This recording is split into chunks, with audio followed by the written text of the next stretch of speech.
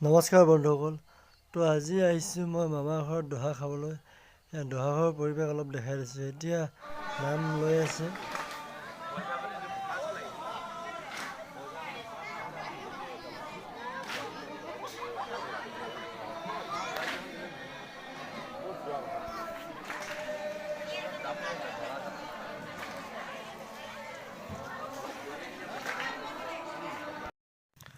আৰু এবাৰ ভাত খোৱা জেগাত মানুহ ভিৰ দেখিছেনে?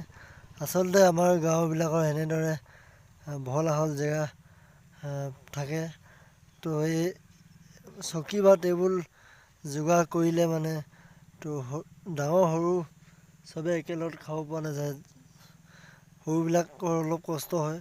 তো সেইবাবে তলত এনেদৰে যা যোগাৰ কৰিলে সকলোৱে পোৱা যায় ভালকৈ।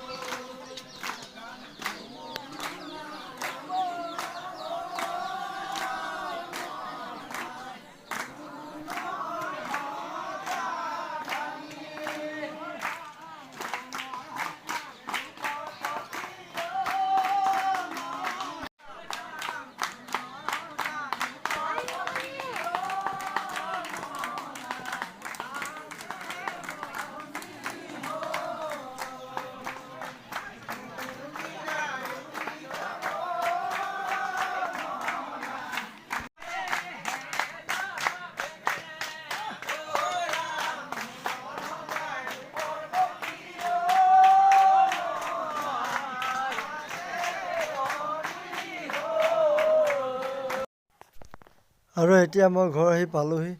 তো তাকে মামাৰ ঘৰত দহা আছিল, তাতে এপাক গৈ আহিলোঁ।